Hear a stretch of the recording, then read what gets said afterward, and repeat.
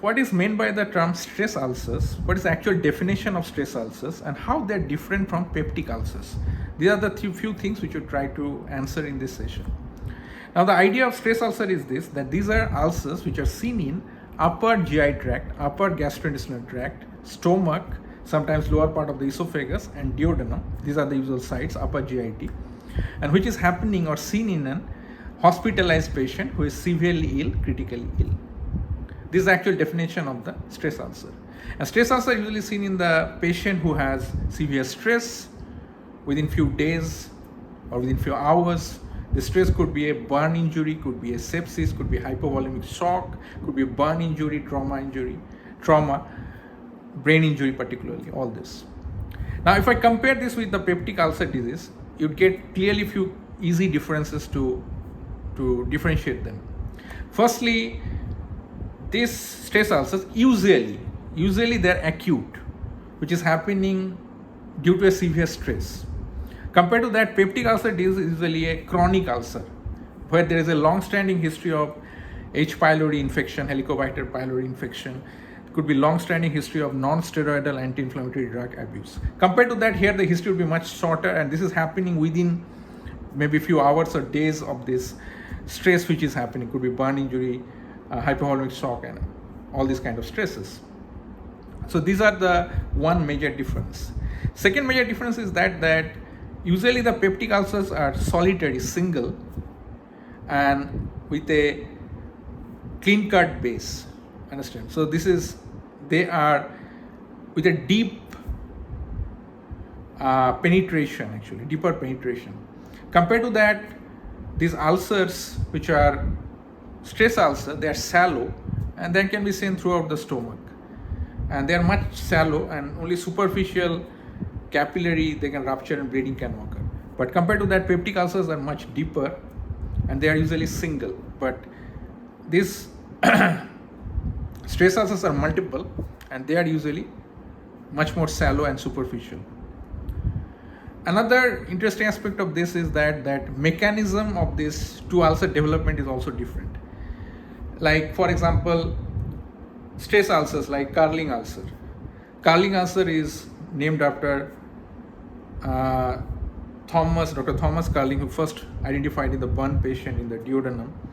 And the concept of these ulcers is actually that these Carling ulcers are usually seen in patient who has severe hypovolemia. There's a reduction of the plasma volume, and as a result of reduction of the plasma volume, what is happening? Less amount of blood usually comes to the GI tract. What happens when there is a plasma volume is reduced? Body drags away most of the blood from the GIT to other places, and there is usually a vasoconstriction occurs in the gastrointestinal tract, splanchnic vasoconstriction, because body thinks that there are many other important organs where the blood need to be sent compared to GIT. So they usually send less amount of blood to the upper GIT, including the stomach, duodenum, all these sites. So what is going to happen, as this mucosa in the upper GIT, they will be getting less blood supply. There will be ischemic injury, lack of blood supply. Due to this lack of blood supply into the stomach mucosa and the duodenum mucosa, what would happen? There will be less blood is coming in this mucosa to supply them. So that would cause an ischemic injury to the mucosa of this upper GI tract in these areas, stomach or adjoining area. And that would result in a form of ulcer formation, because the mucosal protection barrier is becoming weakened. So that is called the Carling ulcer. Cushing ulcer is usually seen in a patient of brain injury, where brain injury results in overstimulation of the vagus nerve. Vagus nerve stimulation results in excessive secretion of acetylcholine. Acetylcholine is a triggering factor for release of the acetylcholine actually stimulates the parietal cells of the stomach, and we know that parietal cells of the stomach, they release hydrochloric acid. So if there is an overstimulation of the vagus nerve as a result of the brain trauma, there will be excessive release of acetylcholine. This excessive release of acetylcholine would cause this excessive stimulation of the gastric parietal cells, and that would cause more and more amount of excessive acid production from these parietal cells, and this excess acid production that would result in an ulcer. This is called Cushing ulcer. So these are form of the stress ulcers, which is happening in the backdrop of, as I mentioned, burn injury, hypovolemic shock, or this brain trauma.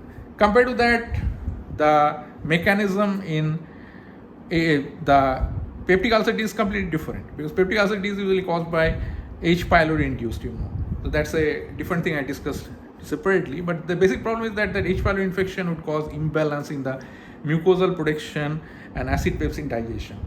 So mucosal protection will become weakened, acid pepsin digestion will become stronger. As a result, this ulcer will form. And sometimes the peptic ulcer could be due to NSAID induced, which is non-steroidal anti-inflammatory drug.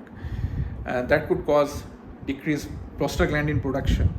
And as a result, there will be less blood flow, less bicarbonate secretion from the mucosa, which can also cause this from ulcer. So mechanism is also different of these two. Mechanism is different of the peptic ulcers and the stress ulcers. And another thing, if you look at the peptic ulcer, that peptic ulcer, as I mentioned, the pathogenesis or the diagnosis particularly, that would be different. Means you need to something to prove there is a long-standing history of chronic gastritis due to H. pylori, which is causing this, or there would be clinical history of NSAID abuse. Compared to that, in a patient with stress ulcer, you'll be getting a different kind of history, clinical history, that this patient actually recently has a episode, an event which has triggered this hypovolemic shock, or she has recently suffered from this burn injury. These things would be there. This thing would be typically lacking in a patient of the peptic ulcer diseases.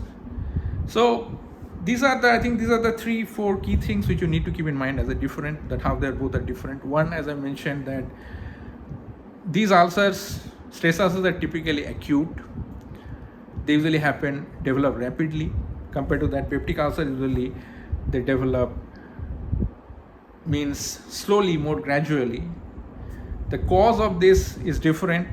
Of this stress ulcer, usually I mentioned burn injury, there'll be hypovolemic shock, brain injury, trauma. Compared to that, peptic ulcer is usually caused by H. pylori infection, NSAID abuse, non-steroidal anti-inflammatory drug. And thirdly, these stress ulcers are usually numerous, seen throughout the stomach, and they are usually shallow ulcers. Compared to that, the peptic ulcers are usually much deeper, and they are usually single, solitary. And the clinical history which we'll be getting in the patient both will be different. One case we'll be getting a recent onset of something which is triggering this event, the stress event. You'll be getting a stress history of the stress event which is triggering this formation of the stress ulcer, that would be not seen in this peptic ulcer disease. So these are the few key things you need to keep in mind of these differences between the stress ulcer and the peptic ulcer disease. And lastly, as I mentioned, a quick summary: stress ulcer is nothing but a form of ulcer which is seen in upper GI tract, upper gastrointestinal tract, typically seen in the stomach, proximal duodenum, or in the lower part of the esophagus, which is usually present as shallow ulcers, can be seen throughout the stomach or body in the fundus of the stomach, can also be sometimes seen in the lower part of the esophagus or in the proximal duodenum. They are usually shallow ulcers, usually diagnosed in endoscopy. And these patients, they are typically seen in the patient who are hospitalized and severely ill, critically ill. So these are the key things about the stress ulcer, and I also mentioned about the two types of stress ulcer, Cushing ulcer and Curling ulcer, and how they are different from the peptic ulcer disease. Thank you so much.